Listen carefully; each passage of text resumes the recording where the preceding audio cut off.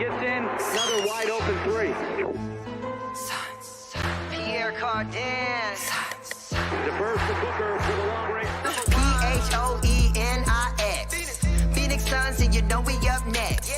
Yeah, we working for that championship ring. We the valley, it ain't nothing but a thing. Phoenix.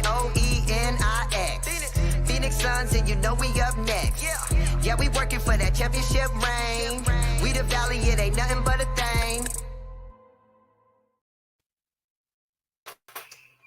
Welcome, everybody, to the Aussie Suns Fans podcast. I am your host, Gavin, and I am outflanked here today. We're not so much the Aussie Suns fans today. We've got two of our friends from over the ditch. Coach Evan B, welcome. We've been trying to get this done for so long. Finally, we've got it done. Thank you for joining us, bud. Absolutely. Thanks for having me on, man. I wish it could have been under better circumstances, though. And our other guest has disappeared for a second. There he is, fallen founder, obviously a regular on the Aussie Suns Fans. Welcome back, mate. Well, I should have said I was about ready to say excited to be here, but we all know that ain't true after that game. Well, let's try and have a bit of fun tonight, so that we are at least a little bit excited about being here.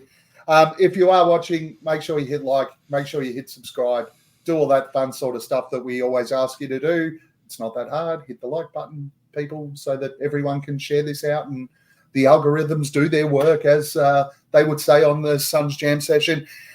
Thank you.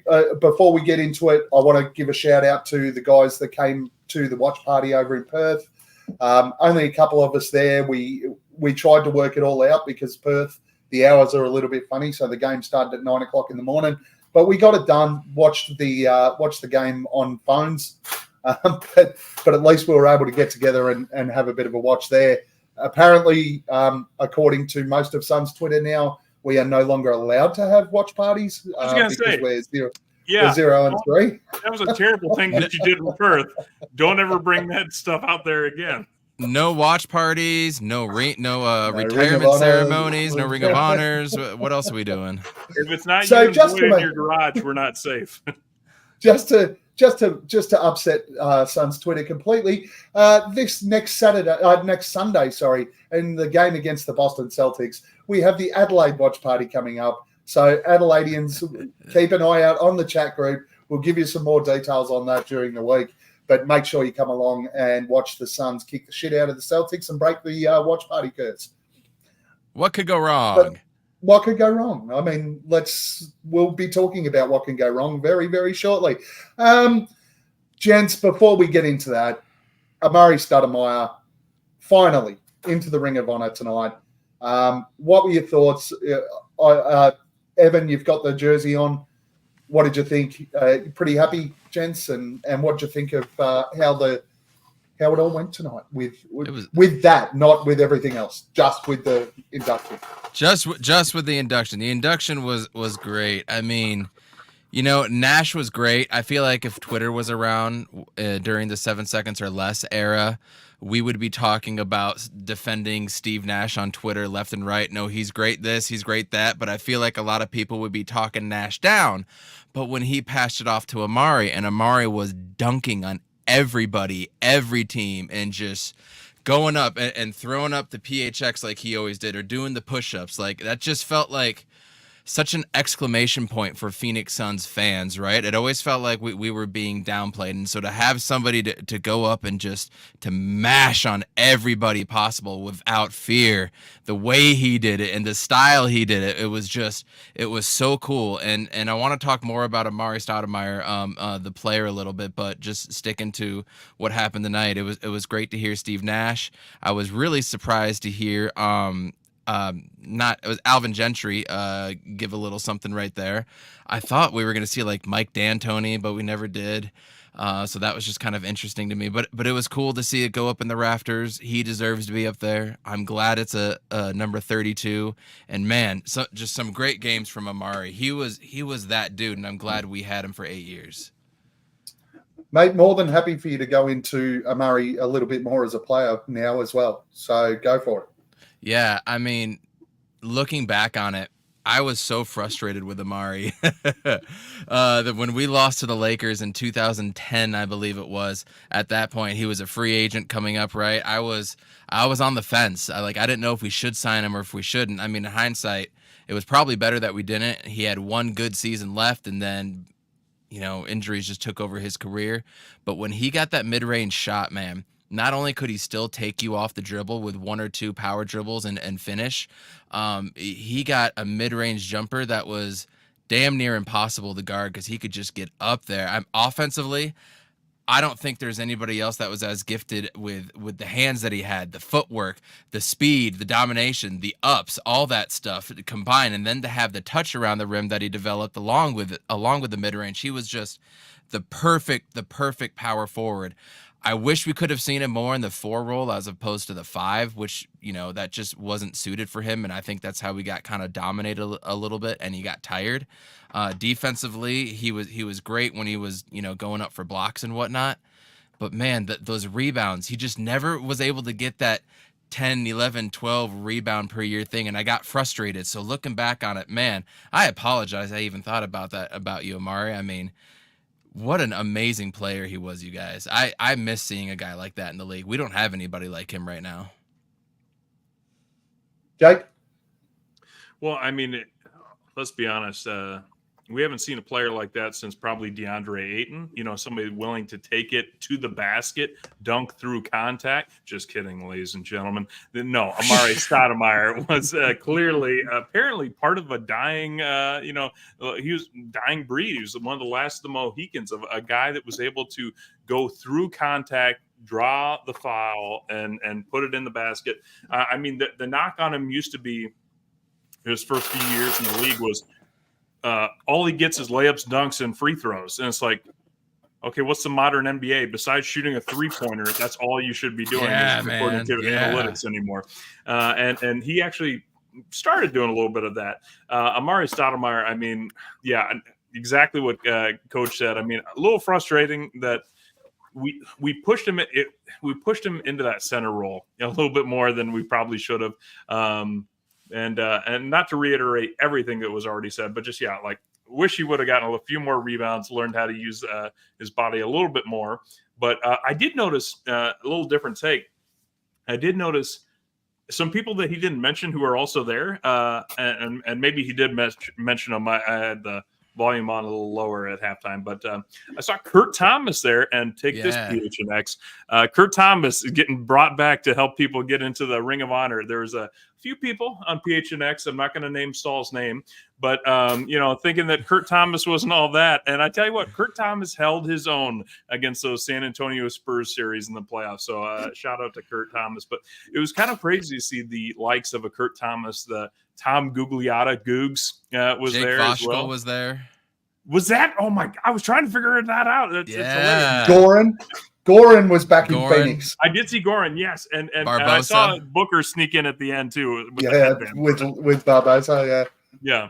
No, so I mean, Amari was so much. I mean, he was truly the hammer. Before, 7 seconds or less Suns. It's hilarious to think back now that the knock on them, and of course it would come from Charles Barkley on TNT, was this cannot work in the playoffs.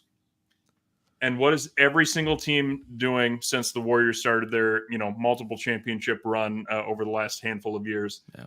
Doing 7 seconds or less type offense. Shoot threes, go for layups and dunks, try and draw fouls. The Suns set the table, and it's amazing because if you look back on it, even D'Antoni admits, if only we did everything even faster. And so Amari Stoudemire, and if Steve Nash shot even more. Yeah, exactly. Oh, and side note, I mean, this is something that, when you're watching games, right, you don't always notice it. You're just like, oh, that guy looks like I could probably be that guy. I could probably, you don't think how big they actually are. When Amari and Steve Nash hugged, Amari's paws wrapped around Steve Nash very easily. And you see little Steve Nash getting enveloped. Oh, no. I mean, how small did he look? Notice it on TV, but that clearly shows why Nash was able to drive and dish, and Amari just grabbed that ball and put it in the basket. It was phenomenal to see. It was so exciting to live through. It's Amari was a key figure of really my love for the Suns, and of course the 7 seconds or less. So love that he finally got in. Long overdue. And Matt Ishbia, again, tip of the cap, sir. He's just no mess ups right now. If I can, just one thing. Robert Sarver's a bitch. It's I'm pretty not going to sad. defend him. No, but it's pretty sad that somebody like Amari was not entered into the Ring of Honor because of a petty Robert Sarver. I mean, let's be honest. It's tonight again. Matt Ishbia picks up another win. He pulls former players back into Phoenix. I mean, I honestly, when I saw Dragic there, I sort of went, I didn't think that guy would ever come back to Phoenix. He kind of had the shits with the whole city as well, right? And again, he's there tonight. He's just been able to engage not only the former players and the past players, but he's been able to engage the city and bring them back. And the standing ovation tonight for Amari and that stadium was phenomenal. It was great to watch. Again, I'm watching from the other side of the world, but it's justice that these guys are now getting included into the Ring of Honor, and it's great to see. And hopefully we will see, we continue to see those sorts of adjustments and additions to the Ring of Honor that might have been missed out on. I don't know whether there's any left. I was going to say one other quick thing on the Ring of Honor. Sean Marion, of course, got brought in a little bit before Amari did. And I don't know if you guys noticed it. I was certainly waiting there and listening, and I was trying to get the timeline right because it feels like forever ago. But Amari's like, my rookie season, we had great players there. Penny Hardaway, Stephon Marbury. And then he goes, and then I had the opportunity to play with great players like Steve Nash. And then he goes, and the Swiss Army knife, Sean Marion. And it pans to Sean, and it looks like he was like, I can't read lips, but it looked like he was saying, I was wondering if he was going to say me, because I'm pretty sure he was there beforehand. He was part of that team. I think he was playing with Jason Kidd way beforehand. So I'm sure Sean was like, okay, good. I was wondering about that. So, where's my mention? Damn it! Exactly. And Jake Voskuil's just like, I'm just excited to be here. I got a free ticket. I used to dunk on people too. As the backup center, I'm happy to be here. No, well done again, Phoenix Suns. Fantastic ceremony for Amari, like the Sean Marion one was. I've seen a couple of mentions much better doing it at halftime rather than after the game. Glad this one got shifted to halftime with the performance that was happening on the court during that. Otherwise, we might have seen what happened during the Sean Marion one. But let's go through the games since we last potted. We had a victory against Sacramento, 130 to 125.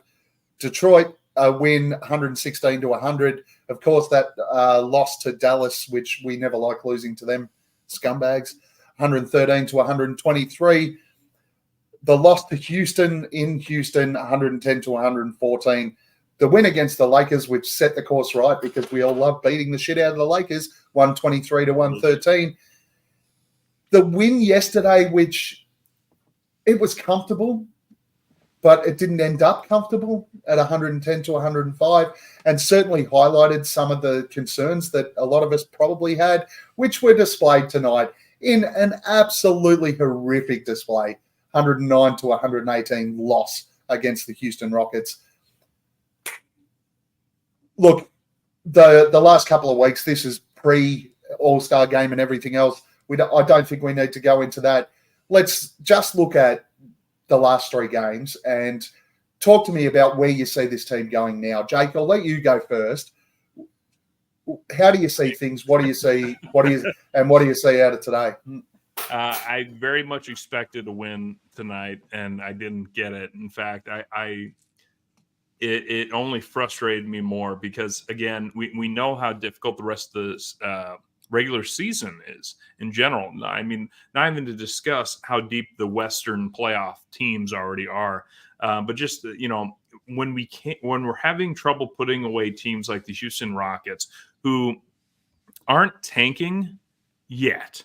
But, I mean, honestly, they should be. They're not going to really – I don't even know if they can make the play-in. Maybe they still have a shot at the play-in. It's not a great spot to be in. And so it's just frustrating. I mean, why we can't put them away early? I don't know what exactly is the kryptonite with this Houston Rockets team. They're just so scrappy when they play the Suns, but it does take a little bit of the wind out of the sails. You know what's funny? When I saw Bradley Beal, I'll be honest, I missed it by about half a second.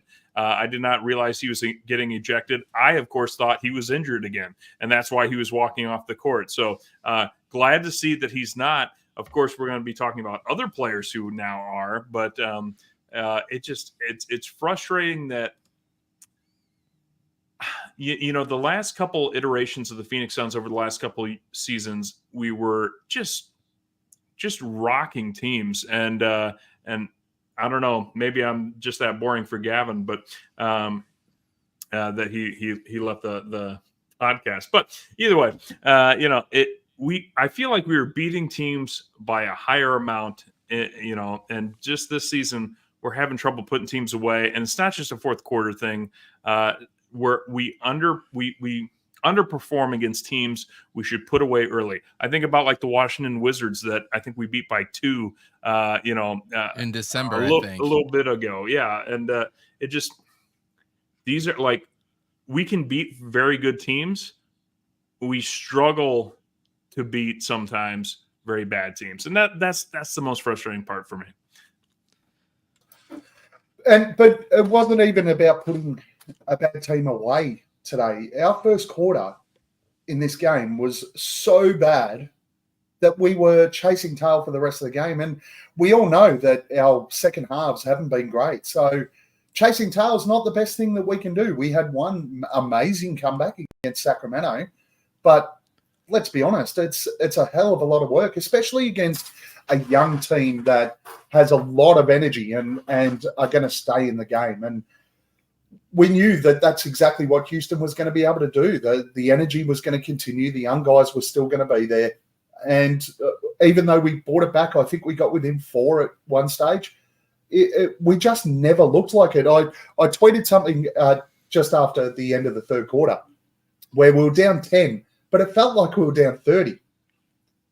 And it just, this entire game felt that way. I don't know what it was, but it was just so frustrating. Evan. Yeah, there was quite a few games where I kind of pinpointed that teams that are young and athletic and that just, you know, keep pushing on in waves and waves and waves, those are the teams we're going to have trouble with. Look back when we lost to Indiana and Orlando on, I don't think they were a back-to-back, but away. Those types of teams we struggled with. Atlanta, that they just kept coming in waves, and just knocked us off our socks, right? Then you have the Dallas and the Houston teams. Those teams we have a lot of problem with. I could go, man, Gav, I could go in a million different ways right now, but ultimately this, for the most anticipated Suns season in Phoenix Suns history, or arguably the most anticipated, this is turning into be the biggest disappointing season potentially ever since in my Suns fandom, just from the talent that we have. This feels like a snowball at the top of a mountain, and we're just rolling down it, and we just keep rolling, and we just keep rolling, and that ball just keeps getting bigger and bigger and bigger. More and more problems keep coming, and it just keeps getting bigger and bigger to the point where we almost can't steer this thing in the right direction, and it's becoming really frustrating. We're the most inconsistent Suns team that I can remember. The only consistent thing that we have is that we have more talent than everybody that we play against, and that's not even a question. So what is it? Is it coaching? Is it this? Is it that? I do also find that, Jake, to answer your question about some of these teams, I feel like we 100% play down to our competition too. Mm-hmm. Like we'll go up 25 points on an Orlando, on a Houston, on the Pelicans or something like that, right? And then we just can get completely complacent. We don't put them away. We let them come back, maybe lose or win by single digits, right? Mm-hmm. So there's just a myriad of reasons, but in my opinion, this is the most inconsistent team. And if I asked you right now what our identity was, you guys couldn't have an answer for me. No, I don't think we could. And I think that's one of the frustrating things. And you're spot on. We don't put anyone away. We don't put anyone to the sword. We play minutes here, minutes there. And we spoke about it on Suns Jam yesterday. the biggest problem that we have at the moment, from my perspective, is that this is against poor teams that we do this. When we play the great teams, like the contenders in the West, they're going to put us away by 15. Yeah, absolutely. And it's going to hurt. So it needs to be addressed. The energy levels need to be addressed. We were in the first quarter of the first night of a back-to-back, and the Houston Rockets had guys shooting wide open, uncontested threes, where we weren't chasing down, we weren't trying to close out, it was the first quarter. Where's the energy? And let's bring in some positivity, though. The only positivity coming from this guy is how much money he just made. Hey, boys, what's going on? Coach Evan B. How we doing? I've missed you, man. Good to see you. Good to see you. It's been a while, hasn't it? Fucking oath. It's fucking oath, man. Wait, what's happening over at your podcast? Oh man, dude, I've got 2 kids. I got a full-time job, a new one that I'm trying to get used to, but I think we're getting to a point where we're all almost ready to get on the same page and do something again. It's been a while, but we're finally there, I think. So hopefully something soon. Hey, it could be worse. This sparked it off. They could be fanning the flames. Shots fired. That's fired from the Suns Love Planet you, podcast. Justin. Just a reminder, Justin, it was the Suns Planet podcast that said that, not the Aussie Suns Fans podcast. Not the He's on Shots- Fire shots podcast. fired. And it's one of those other not Suns these on Planet hosts, too. Boyd, hit us with some positivity, mate. Tonight meant nothing. We're on the way to a title, right? We lost Nurkic. You want excuses, man? I've fed myself excuses ever since the final siren of that game. That's what I do. It's how I cope. We lost Nurkic. Bradley Beal got ejected for fuck all, right? And then, not that the last couple of seconds could have changed the outcome, but Booker rolls his fucking ankle. I'll just pretend like it was earlier in the game. That's what I'll do. And Royce, and to make it so bad, Royce O'Neal hurts his ankle, and Josh Okogie is the one that hit Nurkic to make it even worse. Yeah, we just bashed ourselves pretty much. Hey, Book's not playing tomorrow. We're gonna get a chance to see some some fucking bowl. We're gonna get a chance to see. We get Eric Gordon back. Point bowl. Out of total necessity. Dude, look, Azab What Wige might be getting some minutes. I want to see Thad get major burn. I think he's going to be an integral piece in this, in our defensive schemes moving forward. He's that. I liken Thad Young. You know, when we had Jay Crowder, when he was at his best and he didn't put up fucking Larry numbers, but he was a glue guy in defense. Yeah. He was a good communicator, and I feel like Thad fucking Yard could come in and be that type of a player for this team. So I want him to be integrated sooner rather than later. I was a little bit pissy that, you know, he had a really good game despite not scoring much in his debut for the Suns. I agree. You know, he got a bunch of the rebounds, assists, a lot of offensive fucking activity as well, which offensive boards, I mean. So yeah, I think seeing a lot of him tomorrow will be. Hopefully it's hopefully he hasn't lost the fucking step and he doesn't have a shit showing, because I want the Suns to notice and see the value in Thad Young and what he can bring to the team, so he can start pushing his way into the rotation. We fucking need it, man. We need that fucking that guy, that cunt on defense that's gonna spark these guys, right, and get everyone fucking. We saw it again, and Gavin, we're talking about this shit fucking. It feels like every 4 or 5 pods, or 3 or 4 pods, we get on and we fucking go, oh, these cunts don't fucking care. What you were saying before, they don't have an identity. They don't care. They're arrogant. They're fucking lazy. They're cocky. They're full of themselves. We get this every few pods. We're fucking doing it, and it needs to fucking stop. There needs to be someone holding them accountable. And if it's a Thad Young and he does what I can see him doing in my head defensively for the team, fucking let's do it. You mean like a head coach? Okay. But not to go after Frank Vogel too much, because he did help lead the improvement. If you watch Suns Planet podcast, we've talked about how we are now a top 10 defense in the second. No, in the we divided up the season into thirds. That's right. Okay, and 2/3 through the way this season, we are now top 10 in defense. Maybe it was just in this most recent third. Either way, it's been an improvement. It has been over time.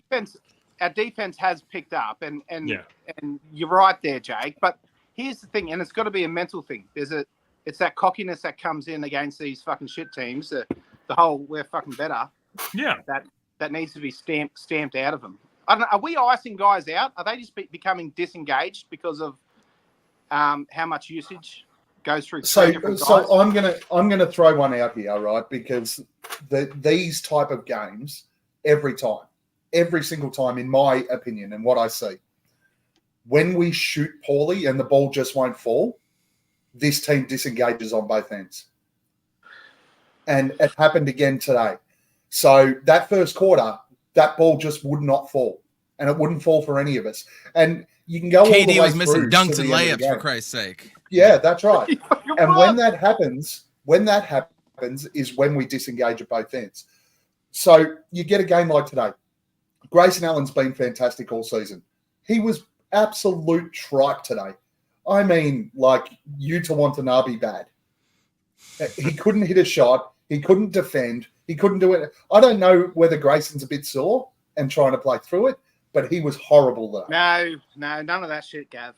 Royce O'Neal was fantastic again on both ends of the floor, and I wanted to talk about him, and we'll probably touch on him later on. But he's been an absolutely outstanding addition. Today's game aside, take that out.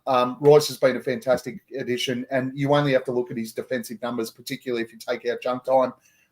His defensive numbers are phenomenal. But when we're missing shots, we disengage on both ends of the floor. And this team can't afford to disengage on both ends of the floor because in the West, and people in the chat keep mentioning it, in the West is going to be real tough. And we've got a tough run home. And the playoffs are going to be tough. If we're playing against playoff caliber teams and disengaging on the defensive end, we're looking at with this run home, we're looking at a play-in that we could potentially lose, or a first or second round exit. Absolutely. I'll we tell you what. We have to stay engaged defensively, Absolutely. even when we're shooting poorly. I'll tell you what. As somebody that I feel like during COVID, a lot of people picked up different habits, new skill sets. I know my neighbors started making a fantastic sourdough that they brought over a couple loaves. I got into sports betting a little bit, and I can give you a pro tip right now.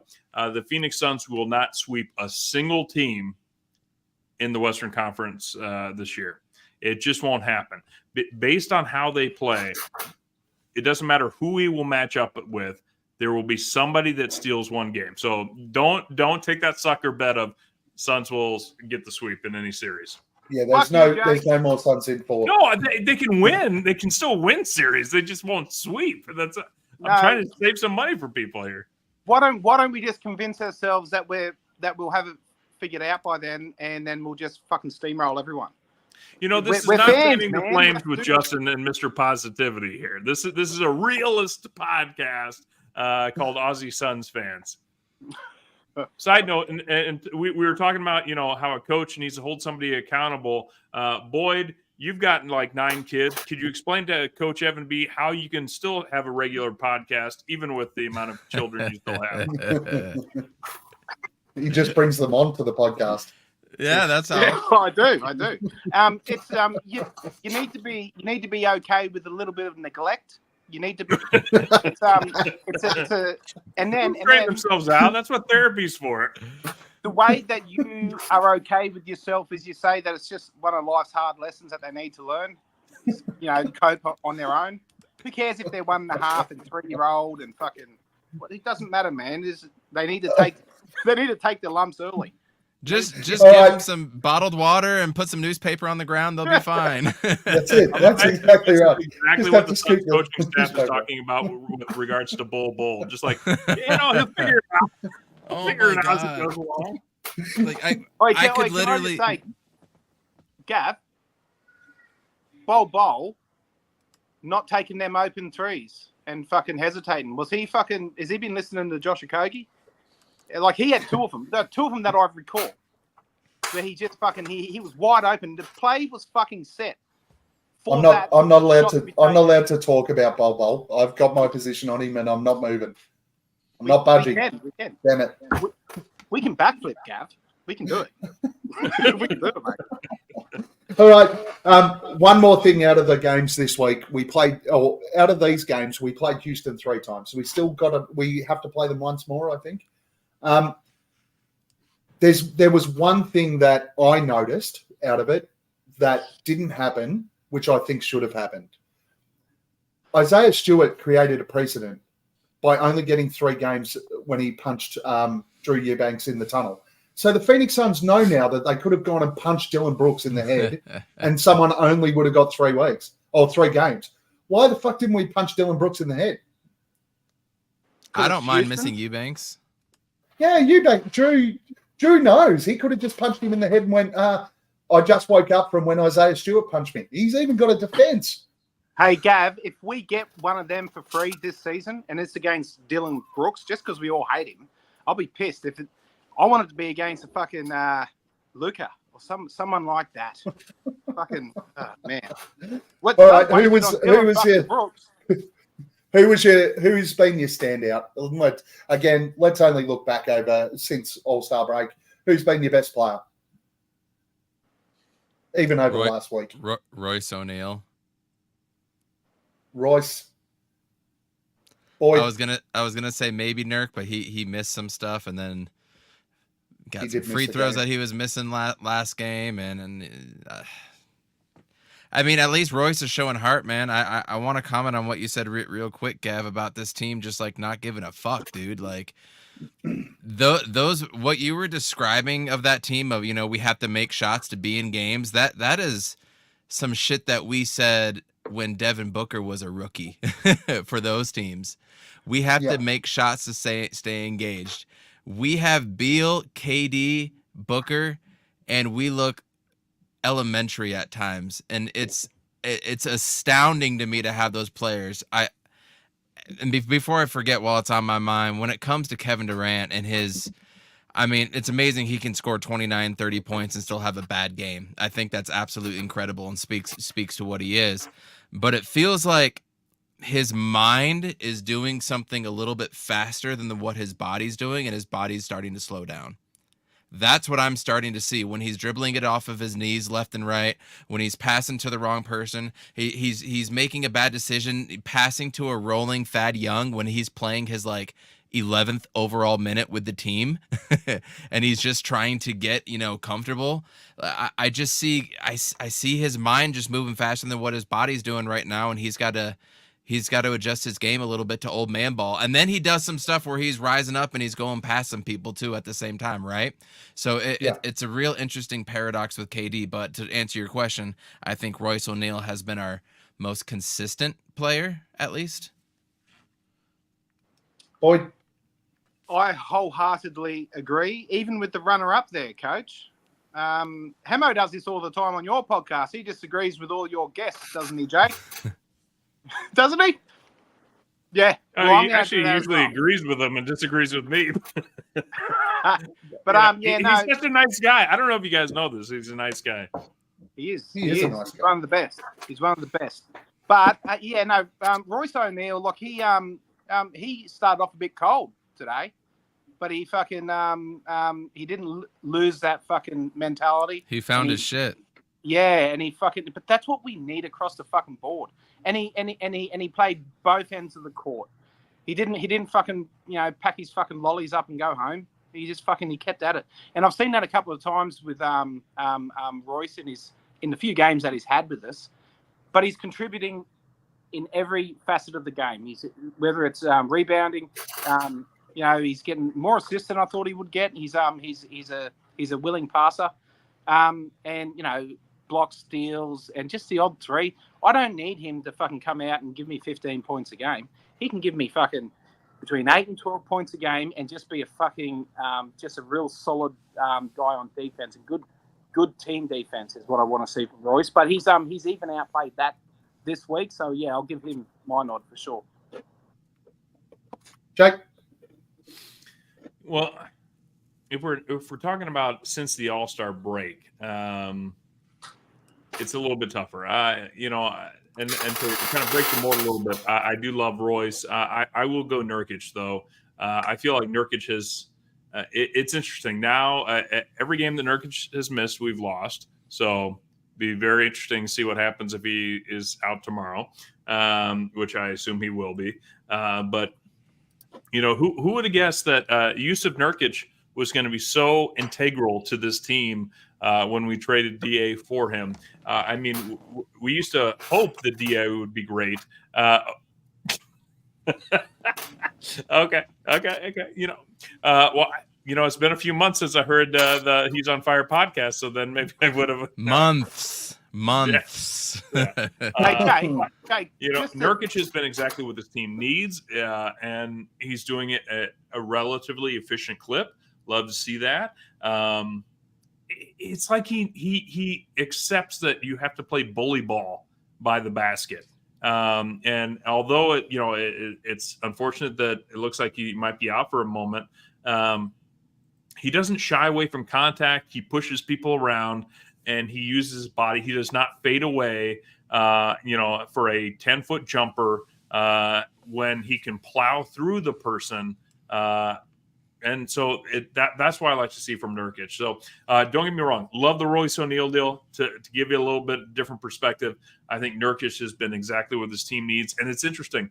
When he plays well, we do exceptionally well. Not just when he plays. You're right. We have a chance to win. When he misses games, we lose. But when he plays very well, that usually, throw your money down. We probably won that game. We're zipping the ball around. He's getting rebounds. He's playing bully ball, right? We haven't seen him play bully ball in a minute, too, especially against Alperen Şengün. It doesn't fucking matter. I was really surprised we didn't see any of that. And he's been like the glue guy. I posted on Twitter the other day, we can talk about the big three all we want. I think Nurkic is our key. And so when he goes out and when he's not in there, you can 100% tell a difference. Drew Eubanks was absolute ass. I will take Azubuike over him every day of the week and twice on Sunday. Is Azubuike the new Allen Williams? Is he the new Big Sauce? Because I feel like he's just a dude that can hit a shot that's within 3 feet of the basket. He's big and he hustles and he rebounds, which is exactly what Big Sauce did. Yeah, and that's all we ever needed that guy to do. And I feel like he's owned that assignment. So Eubanks sometimes tries to do too much. Nurkic doesn't need to play bully ball, so to speak. What he's doing is he's just being physical. There's no one can fucking back him down. Mm-hmm. If they're going on him one-on-one trying to back that fucker down, they can't. And when he's backing someone down, even if he misses the fucking shot, it just makes people think twice. It keeps them honest inside, and it just opens up so much more everywhere else. If he's not a threat passing to a cutting fucking KD or Beal or whoever from the top of the key, he's a threat inside because people know that he will do it and he can do it. And I think he doesn't need to fucking dunk on people, but with DA it was always just a very upright, a very one little fucking soft touch in, and then he'd take 2 steps back and throw a midi, and brick it. He hit some, but you know what I mean. So there's just people don't have to think twice with DA, but with Nurk, they really fucking do. Although he'll probably brick it as well. But anyway, that physicality, I reckon he's one of our, when it comes to physicality and just being a presence inside, I've got him top 3 in fucking all the centers that I can remember for the Phoenix Suns. Yep. If I'm being honest. And I could be forgetting some people. But top 2? Top 2 even, yeah. Yep. I'm trying to think. I'm just trying that we should do a poll. Quick question though, Gavin. Do you work from home usually? Yes. Okay. I know exactly what I'm getting you for Christmas. It's a new desk chair, buddy. New chair. Because Everybody's Boyd was going. Boyd was going, cranky. you were just like nails on a chalkboard. Big cranky. I'm going with Royce O'Neal as well. But let's continue on with the Nurkic discussion. Everybody's obviously had the comments there. The injury that he came up with tonight, so a bit of whiplash or whatever it is in the neck. Sprain. Yeah, somebody mentioned today that this is the same type of injury that the Morris brother got when Jokic hit him. No. He was kind of a pussy though. Nurk will be fine. He is a pussy. I would like to think, yeah. But I don't think we're seeing Nurk tomorrow night, right? No. Give him the day off. Well, I don't know. Necks are a funny thing. I've had some neck issues when I was playing rugby, and I could go, and I don't even know how I get it, but I don't know. I can wake up one morning and be fine. If he wakes up tomorrow morning, and it's fucking like it's fucking rosy, he's gonna go and tell him I can't fucking feel anything. I'm good. Do your neck injuries come from the way you have to direct your face to sniff people's asses because you're playing rugby? We've got matching hats, Gav. Did you notice that? I noticed. All right, Kip's putting a bet on. He's going to play tomorrow. Nurk's going to play tomorrow, apparently, according to Kip. Devin Booker's injury. I bet. How concerned are we? Yeah. How concerned are we about the Booker injury? It didn't. When it rolled, his ankle kind of came like this and then stopped. It like went down and stopped. It didn't go down all the way. Like, thank God. He didn't put his full weight on it. Thank God, right? I feel like it could be more of a tweak, but then again, coming from I've sprained each ankle at least 10 times. I have pulled tendons in each and ligaments in each ankle multiple times. Man, ankles are tricky. One time you hear a pop and you think it's really bad and you're actually kind of okay, right? And another time, like, you don't think it's that bad and you're like, fuck, this damn thing, for 3 or 4 weeks straight, I just can't even move it. It's tricky, but I mean, it's Devin Booker. I mean, damn right. I'm worried, man. If he's out for an extended amount of time, dude, I think we're looking at play-in territory right now. We're came back negative. X-rays came back negative. They didn't say much about Royce O'Neal either. I mean, I don't have a lot of hope for this team. Even if Booker and we're all healthy, I was starting to lose hope. So losing Booker, losing Royce, losing Nurk, I mean, shit. There goes another game. And then you have the Nuggets coming up. Yeah, we're gonna get rocked by them too, probably. There goes another game. Like, at some point. I want to ask you, Coach, and you'll know, if we do get a point guard, and I won't say point guard because Gavin will get upset. If we get a ball handler, a floor general, I will say, someone who can do that sort of stuff, and our turnover ratio goes in our favour tremendously to finish out the season. Do you think that is the answer? Is that going to fix everything? No. Absolutely. If we go from turning it over fucking 15 to 20, 10 to 20 times a game to 5, no, because now you're adding a ball handler that hasn't played with anybody. I mean, we go from this game to the personnel we had to tomorrow's game. Now we're gonna add Beal, and now we're gonna add Eric Gordon to a roster that has already had a whole lot of turnover. I mean, this is just gonna add even more drama to this year's team. Chemistry aside, in a perfect world, and it worked, and we fixed that part of the game. Do you think that in a vacuum, if everything's better, are we better? No, I'm just saying that one aspect. I'm just saying as a definitive. Do you think? Honestly, if we bring a point guard in, like the last roster spot, we're going to go and bring in someone from the buyout market. Number one, they're a backup at best. Number two, do you really think that's going to take the ball out of KD and Book's hands? The turnovers, the ones that really hurt, are the ones that KD gives up in the double teams. Yeah. They're the ones the Book gives up in the double teams. These guys are still going to have the ball in their hand. They're still going to get doubled. It's a change in the offensive play sets more than anything. It's getting into the fucking set. We we kind of not lazily, but I think they try and set up a play. The defense launches their double team, and that's when we see a dribble off the knee or people swiping at the ball.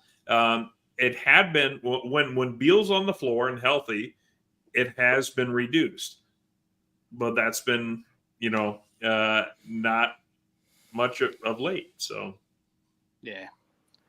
I just think that somebody that first action in the offensive play, if it's not one of our big three and it's someone that can fucking get it to them in their spot, and they're more running the action instead of calling it, and you got three of them fucking weapons, I just feel like that I just don't think that's where the turnover's coming. I just don't think that's where the turnover's coming at all. Okay. No, the turnovers are coming in deep in there. Potentially adding a guard, but I don't think it's going to be impacting the big three in any way. It's not David Lee. Who is still currently available is not probably going to be getting many minutes with the big three. That's my thought. And on top of that, I don't think there's anybody out there that would warrant getting the ball that much anyway, as of right now. Yeah, and that's the point. Great. So I'll just fuck off back to my perfect world then, yeah? Yeah. No. You can talk about that. I would join you. I want to join you in your perfect fucking world. That sounds we all want to be there in the perfect world. Hey, look, perfect world. Chris Paul comes in. That's for sure. Chris Paul comes in tomorrow. He has no turnovers. Oh, perfect world. Tyrese Halliburton is all of a sudden magically a Sun because Jalen Smith. We didn't draft Jalen Smith. We took Tyrese instead, and he's in there having 0 turnovers. You guys were invited on the VIP list for the perfect world that Boyd lives in. Now you got to buy tickets, motherfuckers. And I'm charging. All right. We have one more roster spot. What are we going to do with it? Evan, what are we doing with that last one? It looks like that's what we're doing. Just with the amount of burn. Okay, but what do you want? John Wall. John Wall. You want John Wall? Oh, I want to see John Wall try again. Yeah. Why the fuck not? Available?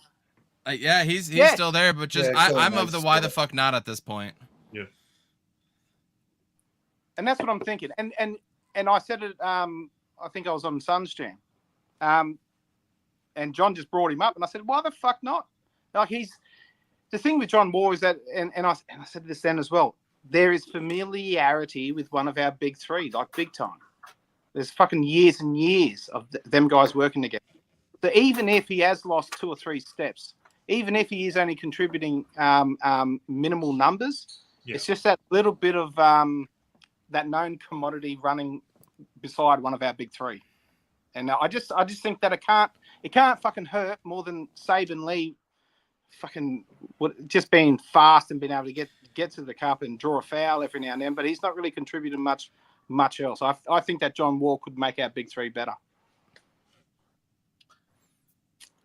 Potentially, I will say, is it Chris Stew that we're looking at in the chat saying sign Mudguts? We're looking for maybe a ball handler, and that's not going to be Boyd. That's going to be Boyd's wife. That's how I ate so many kids. How do I have so many kids when I've only got one nut?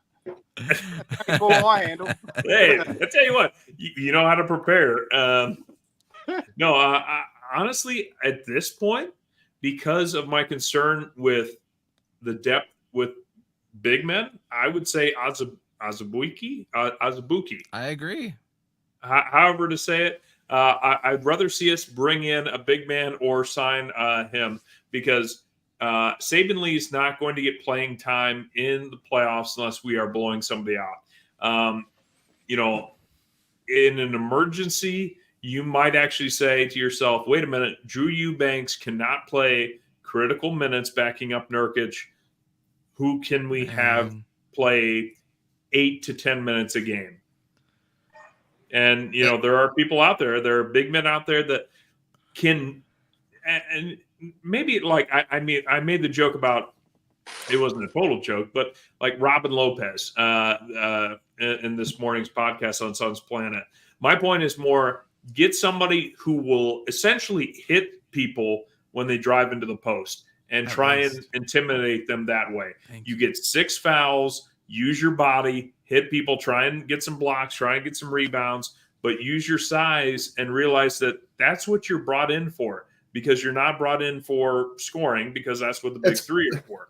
It's kind of what we want Eubanks to do, right? I mean, you're a big body, solid body. Eubanks tries to get Use a your little 6 bit fouls. too finesse. It's incredible that out of the last 3-4 years, James Jones has failed to sign a legitimate backup center for a playoff run. I can't get on the Jock Landale train. That was not the route to go before. He started off with Aaron Baines the first year, and then JaVale McGee was a one-trick pony, right? I mean, the second he played the Mavericks, he was completely unplayable. Biyombo, I mean, we all love Busy for the person that he is, giving away all his money, right?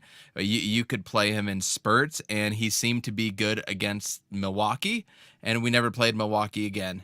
And our backup to DeAndre Ayton in the finals year was Dario Saric. All good players in their own. Very nice. All those players are good in their own rights, right? But not for what we've needed, and it's incredible. People were talking about Eubanks should be starting over Nurkic the first month of the season, and then his drop off has been incredible. Grayson Allen had the worst game of his son's career, arguably, tonight too. And oh fuck, I'm going off the deep end. I'm going to mute myself.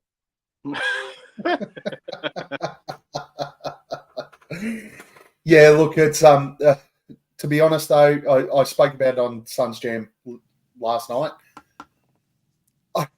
No matter who we sign, they're just going to be towel waivers now. They're happy with this 8-man rotation, and that's what we're sticking with. So, look, John Wall may be worth a look. Me personally, I'm just going to go with the Aussie flavour and go, hey, I want to see us bring in Patty Mills. So if we're struggling to hit those shots, let's bring Patty Mills in and let him hit a couple of corner threes. And his movement off ball is sensational. He can make the floor shift when he's out there. So keep going. I agree. Patty Mills is one that I'd absolutely be looking at as that spot. And does he need to come out and play 15 minutes a game? No. But if we're struggling like we were tonight, you go, hey, come in, Patty. Go and play your 6-7 minutes. Hit us 3 or 4 threes and get some momentum going. One of the best locker room guys going around. And if KD loves him. Yeah, and if he can, again, in the moments when we do have a fucking Booker sprain his ankle, if we can just get someone in there to keep people engaged and keep us in games, and it doesn't have to be through him splashing it. It's just we need team guys, man. We're not playing like a fucking team. We got all the fucking stars in the world, and we're fucked. We're fucked. I've been wanting to say it on a podcast for a while and actually put it out there, and I want to hear what you guys say about this. So Katie and Book have been playing together for about a year, right? They went through a 2 playoff series together. They've been together for a full year, a full off season, brand new head coach, yada yada yada. I'm very much beginning to think that Katie and Booker just don't work together. Too similar. We can talk about individual talent. Like, I'm not going to say Katie is bad. I'm not saying Book is bad. I'm saying together. Why do the Nuggets work? Look at their personnel. They all play different roles, man. Like, I think that's what's very important about building a basketball team, right? Look at some of the star teams that have gone out there and they haven't been able to produce, especially at the collegiate game. Obviously, this is the NBA. I'm not trying to compare apples to oranges here. I just think when you're building a team, when you're building a football team, hockey team, rugby, whatever it is, you have specific needs at specific positions, right? Our point of attack defense is so ass. We had to go to a 1-2-2 zone tonight. Yes, people are going to say, but it worked, but this Vogel called this and that and this and that. Like, it worked in spurts, but if you have to play zone defense, that means you cannot play man defense. Simple as that. And to make it worse, what pissed me off throughout that whole game, and this is going to drive my fuck you, Frank Vogel energy for the rest of the season.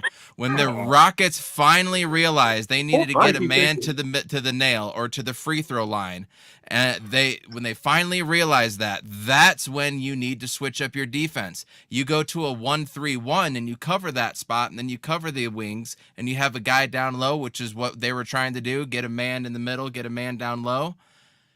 And not making that fucking adjustment is so frustrating. They were doing it for the last 6 or 7 minutes, and we kept staying in that 1-2-2, and they were starting to pick us off all the way to the end when they finally did it.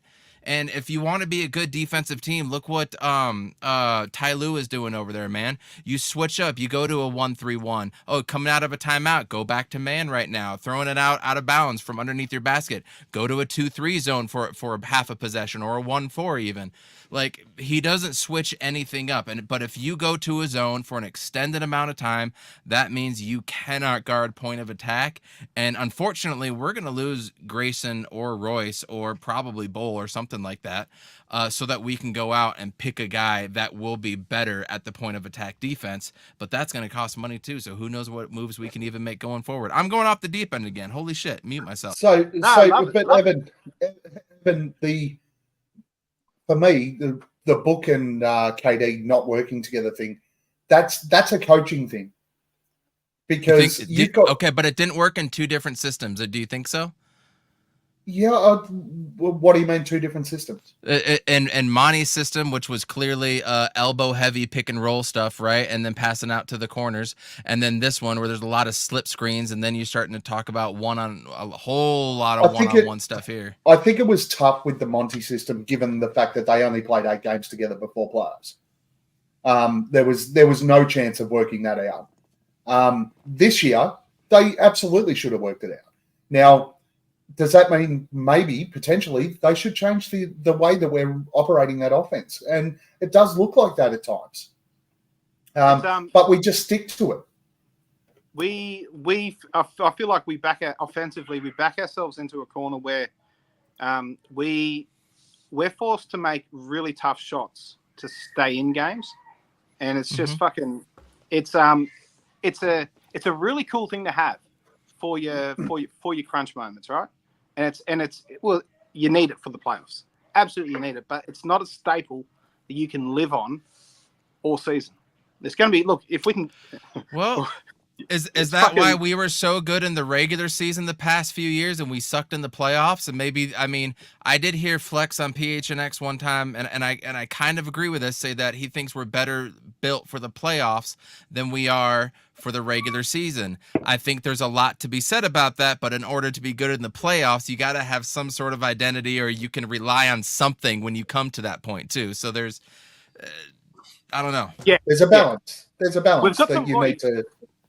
I think that this team can win the championship. I still think 100% it's going to happen. God, I want to live in your world. Fuck, man. Hey, no, I think we all thought that we were going to figure it out a lot quicker than what we have. And we've still got, was it another 25 left? Is it 25 or 24? 25 flat. About 25 left. I think there's time. And I think, I think taking these lumps throughout the regular season and knowing that we have the clientele to do it, if they can mentally get past the fact that, and not do the whole fucking Mavericks and the fucking Game 7 fucking explosions, I think that we can fucking definitely do this. So yeah, take the lumps now, and then I do think, to go on that point, to go on your point, I'm gonna insert a little positivity now. I tweeted this the other night, and I said we still haven't played our best basketball, which is true. So something to think about. And number two, don't want to peak early. No. I do think it's better that we are playing the harder games later in the season, because that does prepare you for more playoff games, right? That aspect is better. So where do we end up in the seeding? I don't know. You can talk me into getting the 9th seed right now, winning whoever the fuck is in the 8th seed. That doesn't matter. And then having to take on Minnesota. You can talk me into that and beating Minnesota in the first round, right? And then who's the 4-5? Clippers without Russell Westbrook right now, and potentially the Kings, who I know that we all know that we can beat too. You can talk me into this scenario, But what we're seeing on the court and what we're talking about with the what ifs are two very different currently things. it's the Clippers Pelicans, and I'd be more than happy with that type of matchup. So the guys who took it all out last season, the fucking Denver Nuggets. Does anyone remember the really shitty patch they had in the second half of the season? They dropped like fucking 9. Yeah, they lost. Yeah, they lost Yeah. 8 or 10, I think. Yeah. Yeah, look, in the back half. But they were consistently good early though to sort of offset that. But what I'm saying is that the road isn't always as fucking rosy as we want. I think that we have the professionalism to turn it on when we need to, and I think what Flex was saying was exactly right. We are built for the playoffs. I don't want to see another fucking 64-win team just fucking go out there and just have be fucking played out of a 7-game series. We've got the tools now. We've got the tools. All we need to do is get there. Get there, put us on the fucking big stage, and let's dance, if you ask me. All right, gents, we do have a tough run home. Let's look at the games coming up this week. It is a tough week. We have OKC tomorrow at 1:30 Australian time Monday. Denver at Denver on Wednesday, 2 p.m. Toronto on Friday at 1 p.m. at home, and then Boston on Sunday at 12:30 p.m. at home. How do you see this week going, Jake? It's going to be tough, especially depending on what the actual outcome of these injuries that we saw tonight are going to lead to. I could easily see us dropping the Thunder game. This morning, I was hopeful that I actually predicted that we would lose to the Thunder, but we would come back and beat the Nuggets, and then we'd beat the Raptors. The Boston game, that'll be a very interesting one to watch. When are you guys? So that's Sunday at 12:30. Do you guys not record before then? Sunday your time is Monday our time, so yeah, we'll be already recording. No. It's Sunday 12:30 our time. Is it? Oh, okay. Yeah, that's the watch so party we'll in go- Adelaide. Yeah, we'll be going afterwards. Either way, that'll be a hell of a game to watch, regardless. Because I feel like if we are serious It's a about watch party competing game, for a man. title, we've got to show up there. Fucked. Yeah. Oh shit. So what's your prediction, Jake? Oh, no. Well, then I'd say for this 4-game stretch, we will be going. And you know what? Power of positivity. Mudguts got me. You know what? I'm sold. We're going to drop to the Thunder tomorrow. We're going to rest up. We're going to hit a 3-game win streak after that. We're going to defeat the Boston Celtics. That's going to be the crown jewel of this week. You don't think beating Denver would be the crown jewel of the week? No, if only because Denver has surprisingly kind of struggled to show their dominance so far this season. I mean, they're not, looking as imposing as they did last year. And granted, they didn't look elite in the regular season last year either. For the reigning champions to be where they're currently at, no, I feel like that's a winnable game. Boyd, What's the order of these games, Gav? OKC, Denver, Toronto, Boston. Okay, so I'm going to give you 4 W's. And I just feel like this is possibly the 5th time I've said it this year, is that we are embarrassed. And we come out and things all just fucking click tomorrow, even when we're short some cattle. Things just click tomorrow, and then we just start a fucking run. And it's we're by the end of the fucking week, we'll be getting talked about by the national fucking talking heads, the pundits or whatever you want to call them, about the resurgence of the Suns, and we're fucking in, and we're fucking and we're back in it. So yeah, I think that we ring off 4 wins, mate. Evan, before I know you have to shoot off, before you do though, give us your prediction for this week, and I need you to stick on for Who Am I, which won't take too long. 2 and 2. I think we go 2 and 2. I think we can take care of Toronto. We seem to do very well at home against Boston in recent history. I think we drop OKC in Denver. I am also. I'm going to go 3-1. I'm going to be a little bit more optimistic. I think we drop tomorrow. That'll be tough. I do think Book and Nurk will miss, and hopefully Nurk will be back for that Denver game because we're desperately going to need him against Jokic. And then, yeah, I think we'll start the new streak 3-1 after that. All right, gents. Evan's got to go, so we're going to do Who Am I quickly because he's on here. We need to do this with the guests. We've got 2 special guests, so Boyd, you're a bit outnumbered. But remember, special guests, if the chat guesses and they're wrong, you guys are disqualified until the end. I All right, beat so Boyd last if you time. get- I'm excited to win again. If you do guess and you get it wrong, you're disqualified until the end of the following round, until everybody else has a guess. Are we ready, gents? Let's go. Let's do it. Fix it. I was drafted with the 6th pick in the 1992 draft by the Washington Bullets. What year? 92. That's what I said. Okay. And if we guess, Anyone wanna have a we're go? out until the next round, right? If you're wrong. If you're right, you get 5 points. Tom Gugliotta. Correct. Jake, 5 points for you. What's it like? I saw him at the game today. Had to throw it out there. The other hints were I played for 7 teams during my NBA career between 92 and 2005. I was selected in the NBA All-Rookie team in 92. I was an NBA All-Star in 97. And I played with the Phoenix Suns from 1999 till 2004 after signing as a free agent. Oh, I was so sold on Googs when he came, you guys. I was so sold on him. NBA Live made me think he was like the best player on the Suns back in the day. But wait a minute. What? Now, technically, were they still the Bullets then? Yes, they were the Washington Bullets when he was drafted. Wizards were in the late 90s. Chris Stew put a bid in for Beal before you got your answer, mate. So I'm sorry, you don't get the point. No, lollies. he didn't. Stop it. Stop Coach it. Evan B, thank you very much for joining us, mate. It was brilliant having you on. Really appreciate it.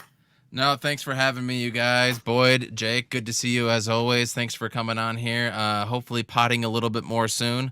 Don't follow my account tomorrow. I have a feeling it's going to be full of fucking negativity yet again. So thank you, Phoenix Suns. And it's almost baseball season. Jake, correct me if I'm wrong. Are you a D-backs fan?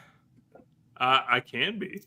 You can't? Okay, well, then in that case, we're pretty close to baseball season, so hopefully the D-backs can pull us out of this slump because I don't know if I believe in the Suns right now. Great question to let you out on. Do you think it's more likely the Suns win a championship this year or the D-backs win a championship? I would say the D-backs. Crazy, They huh? were just there. They were, in fairness, they were just there. Coach, just quickly before you go, mate. Jake, is it true that you changed your name because of Coach's name?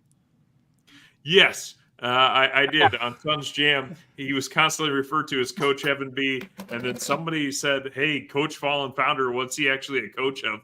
To which I never found out what Coach Evan B is actually a coach of. So I switched my name to Equipment Manager because I just wanted to be part of the team. Basketball. Actually, funny enough, I coached against Jaylen Brown. Who obviously now plays for the Celtics, and man, had absolutely no answer for him. Had a couple kids that went D1. 1-3-1, Coach. 1-3-1. And 1-3. the other thing, Coach, and I just want to bring that up because Jake's always fucking talking shit about you behind your back, just quietly. But anyway, Fucking guy, I swear, every time. Fuck you, Jake. That's right, called out, mate. Oh, Because you didn't know Gugliotta, it's 2 wins in a row. I'm fucking with you. Hey, but what's that? That charity you were putting up some really cool shit about a charity thing in Utah you were doing recently, and I really fucking vibed with it. I can't remember it for the life of me, but I fucking loved it. We just recently got autism certified as a destination with my son being on the spectrum. Anybody listening in the Phoenix area and they have any kids or little ones on the spectrum, go to Mesa, Arizona. Mesa is the first city in America that is fully trained and autism certified. That means up to 60 or 70% of front of house facing employees are trained to help assist with parents with autism and children with autism and anybody really on the spectrum there. So that includes like restaurants, hotels, attractions, things along those lines, public library, police, fire department, etc. So really pushing to get that done in Salt Lake. And Salt Lake is due to the amount of kids, we're the youngest county. Salt Lake County is the youngest county in America, and the autism rate is a little bit higher for kiddos on the spectrum here. So trying to do a little good in my little neck of the woods over here and just keep on keeping on and fighting the good fight. So trying to get autism certified all throughout the valley and make things just a little bit easier for folks. Yeah, man. Oh, yeah, Amazing, cool. man. I felt like that needed to be fucking talked about because I saw it and I went, fuck, he's not just a coach. He's not just a coach. He's a nice guy. I try to do my best. Hey, Twitter is not real. I go there for sports takes, and that is literally it. And because we are all Arizona sports fans, everything is fucking awful all the time, and so that's just where I get my rage out. So if you're judging me on my Twitter account, I got something for you. No, Jake does. Jake's the only one that does. Jake's the only one. No, well done, mate. Thanks for joining us, and we will definitely have to have you back on soon. Soon. Thank you, gentlemen. Have a good night. All right, bro. Thanks, buddy. See you, mate. Cheers. Take care. All right, gents, let's roll through this because Boyd's spoken so much that we're well over the fucking hour again. I just won. Questions without notice. Quick ones, quick answers. Boyd, quick answers. Okay, gotcha. Not fucking 45 minutes. Gotcha, mate. How many seasons is the championship window for this Suns Big Three? Jake? It's 3, including this one. Boyd? 4. Ooh. Why are we cursed? That would be why, Kevin why? Durant would be 39-ish. That's okay. Yeah, 35 right now, right? It's his answer, Jake. We're not expanding on this. It's just All right. Take this offline, Cool. motherfucker. take it offline, Jake. Tom Hit him up on Gugliotta. Twitter. Get it right. Fuck. Hit him up on Twitter. Why do the basketball gods curse the Phoenix Suns, Jake?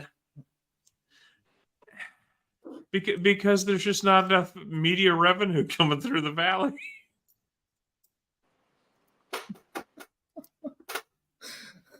Right. Boyd? Because the NBA let Robert Sava run the fucking joint for too long. What is your favorite go-to on?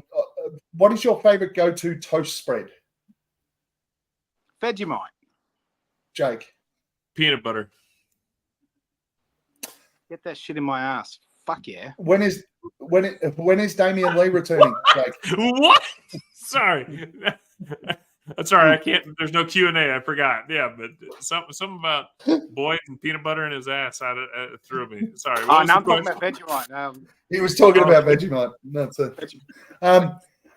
What's the word on Damian Lee returning, Jake? Last I heard was end of March that he's gonna have a shot at doing it. So I mean, it's towards the end of the regular season, unfortunately. But you know, he's a skill set shooter, he's a skill set player. So we'll see. You know, he might be able to contribute in spurts. Like, The answer is, sorry, the question was, when does he come back? yeah. Oh, yeah. He comes back within 10 games from today. The last 10 or 15. This one will be interesting, but it's just come up from Cody Kidd. Does Cody finish the story? Who's Cody? Exactly. I thought neither of you would know what the fuck was going on there. It's Cody Rhodes in wrestling. Does he finish his story? Fuck No, wrestling. but you know who does finish the story? Sting.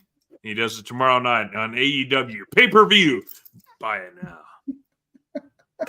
You fucking. I would kill everyone in this room for a drop of sweet beer. So, Homer, please feel free to tell us anything. Who do you want to have a beer with, Boyd? I want to have a beer. Oh, fuck. I want to have a beer with Royce. Royce to 5'9". The new guy. Just because I just love what he's doing, mate, pretty much. And I'll keep it nice and snappy. I'll leave it there. I love it. Jake? If we're going nice and snappy, it's going to be Kevin Young. I want to ask the assistant head coach, Kevin Young, what is with these offensive sets? What are with these turnovers? What is with the offensive play calling in the fourth quarter? Kevin, just explain it to me so I can explain it to all the other Suns podcasters why we do what we do, because right now it seems like people are frustrated. Hey, that would be, you wouldn't be able to lead in with, hey, can I have a chat for a minute, mate, over a beer? Oh, my God. Hey, you got to spare 3 hours so we can fucking go over this? Well, I'm gonna get him wasted. That's what I'm gonna do here. Nice. White girl wasted. I want to have a beer with everybody in Adelaide next week for the watch party. Love you guys. Can't wait to see you. You're certainly going to. Wait, what game is that I need a bet against? Boston. Can't wait to see you guys over there. Gents. Time for the flog of the week, and trust me, they are ugly, very unattractive. Google their face when you're done here. All I can see is Jake down in the bottom talking along with it. Lightweight. Tremendous. The people of Adelaide, tremendous people, fantastic. Actually, I don't know what is Adelaide. I actually don't know this city at all. Like, except for the fact they beat the Suns in the preseason. Like, can you explain to me, like, geographically, like what they're known for? Anything like that? Big old. That's what all it is. It's sort of between Victoria and Western Australia. Okay. And they're known. So, their beaches. like I'll tell you what they're known for. They're called the city of churches. That's what they're known for. Let me tell you something. I love Jesus. Jesus is great. He's right up there next to me. You know, I'm a little bit higher, but he's close. Jesus, Jesus. I know carpentry. Jesus did a lot of carpentry in a lot of my buildings. Let me just tell you this.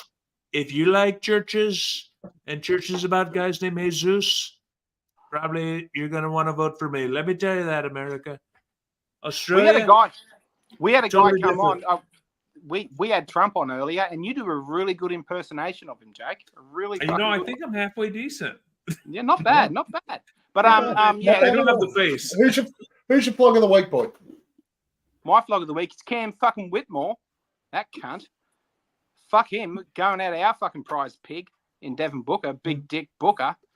Fucking what did he say in that leaked audio? I'll bash you, cunt, or something like that to that effect. Fuck off, mate. Fuck off, Rook. Oh man, come on. It's very Australian of him to say cunt. Yeah, I don't think he said cunt, but Booker's better at basketball. He roots fucking better looking girls than you. He fucking he's fucking cooler than you. Fucking take your fucking dreads and fuck off, mate. We haven't spoken about the fact that Booker is reportedly back with Kendall Jenner either, and it's lined up with how fucking shit we are. Jake, who's your flog? Well, and I'll just also point out that Cam Whitmore does not have a picture with Gavin of the Aussie Suns Fans podcast. It doesn't. Right. Yeah. That ties into the bit where I said that you're not as cool as Book. That's kind of what I was thinking as well. Yeah, flog of the week. Drew Eubanks, dude. We needed you to be as good or better than Jock Landale. I honestly am always nervous now when Nurkic gets subbed out. So right now, Drew Eubanks, get off my shit list. I can't believe we traded a second round pick for him. Fuck. Exactly, we tampered to get this guy. Drew Eubanks. Yeah, that's unfortunate. Fuck. My flog of the week is the referees today. Seriously, you threw Bradley Beal out of the game, and all you had to do to stop that was say, "Hey, Jalen, you're not in legal guarding position. Take a step back," and it's all finished. How fucking hard is it? Do your fucking jobs. They should take some weight. Well, I'm going to go referees. I'm going to go referees. Yeah, I'm going to go referees in general because I saw the one with DeJounte Murray at Atlanta today, where Tony Brothers followed him to the bench to talk to him. And DeJounte went, I'm in a timeout, go away. So he teched him. Referees, it's not about you. We got double. You're there for to that control the second- rules. For the second, ultimately, it was the second push, and because it went up off of his chest and into his neck area. Now He got that, but he got a tech for popping him on the head with the ball too. Yeah, but wasn't the first tech fucking Green? No, the first tech was Beal for popping him on the head. Oh, well, that Green got the fucking last pissed me tech out for of the pushing him fucking- back. Straight out of the sky. Don't worry about what I was going to say. It's ridiculous. These guys and gals of the refereeing society are inputting themselves into games. They're throwing out tech fouls for the biggest load of shit ever. And then Luka Doncic does fucking flips and jumps up and down and runs full on at referees, gets nothing. Draymond Green can get away with kicking people in the fucking head before they do anything about it. And then you tech Bradley Beal twice for what was nothing. And then, as I said, in the Atlanta game, walking over, following a player to the bench to mouth off at him or talk to him, sorry, NBA referees, to talk to him. He's gone to his bench for a timeout. And because he didn't want to listen to you, you teched him, you're fucking kidding. Get yourselves out of the games. You are costing teams games now. And it's bullshit. This is $1 million fucking industry, a multi-million dollar industry. It does not need to be affected by you guys. Anyway, Adelaide watch party Sunday against the Celtics. More details to come on the Aussie Suns Fans Facebook Don't page. attend. Help the Suns win. Bet against the Suns. It's pretty much a lock that we're going to lose that game. Make sure you get along. The guys over in Adelaide are fantastic. So looking forward to catching up with them if we can. Boyd, where do we find your last comments? Mate, you find me at Buds83, at Mudguts, or at Fucko on the mystery platform. Now, Adelaide is apparently a really nice place, but Google bodies in a barrel, Adelaide. Isn't that what they're famous for as well, Gav? If you see any dodgy utes around with some barrels on the back, just fucking steer clear when you're there. It's not. You look confused, Jake, but just Google it. It's not going to end nice for you. Just fucking steer clear. Sorry, bodies in a barrel? Bodies in a barrel. Yeah. Let me tell you something. I could probably shoot a supporter outside in the street. They'd still vote for me. That's how fantastic I am. That's exactly what I was thinking about when I heard that. I'll say this. I assume you're going to transition to me next. So good, bad, or indifferent. Yes. You can follow me at Fallen Founder on Twitter. And there's a little shout out to Suns Jam there for you. And you can check us out at the Suns Planet Pod as well, as we podcast every Saturday morning. A little cleaner show than the Aussies, So we'll if you're going to play it in front of your family, listen to us, and then have a few cocktails and listen to the show. And quickly, later. Jake, we'll keep talking later on about me replacing Hemo permanently on that show. Okay? We just have to work on the timing because I can't go. Stop. Okay. Stop it. Nobody wants to listen to you more than once. Working for that spot. There is nobody in the world that wants to listen to you on more than one I'm just trying Jake. This is enough. just trying. This is enough. This is too much, Boyd. An hour and a half is too much, Boyd. Follow us at Aussie Suns Fans. Make sure you hit like, subscribe, do all that sort of fun stuff that we always ask you to do just to help us out because we're nice guys, according to Boyd. Make sure you do that. Ultimately, though, the NBA referees are not here to fuck spiders, and neither are we. See you next week.